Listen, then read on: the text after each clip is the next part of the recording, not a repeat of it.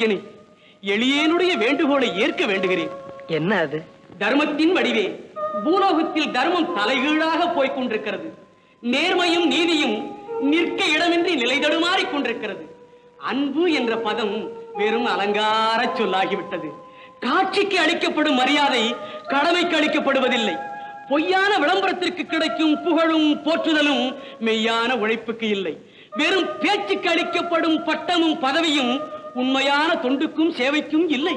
இதற்கெல்லாம் காரணம்? தேவதேவா, தற்சமயம் பூலோகத்தில் வணங்க வேண்டியவர்கள் வணங்காத காரணத்தால் மதிப்புக்குரியவர்கள் மதிக்கப்படுவதில்லை. இப்படியே போய்கொண்டிருந்தால் தர்மம் தலை சாய்ந்து விடாதா? கவலை வேண்டாம் நாரதா. தன்னலமற்றவர்களும் தியாகிகளும் மகாத்மாக்களும் அவ்வப்போது பூலோகத்தில் தோன்றுவார்கள். அவர்கள் பார்வையாலும் சேவையாலும் அனைத்தும் சீர்பட்டுவிடும். இறைவா, நான் சொல்லுவது சரியோ தவறோ, இப்பொழுது பூலோகத்தில் நடக்கும் அலங்கோலத்தை பார்த்தால் எத்தனை மகாத்மாக்கள் வந்தாலும் அமைதி ஏற்பட வழியே இல்லை.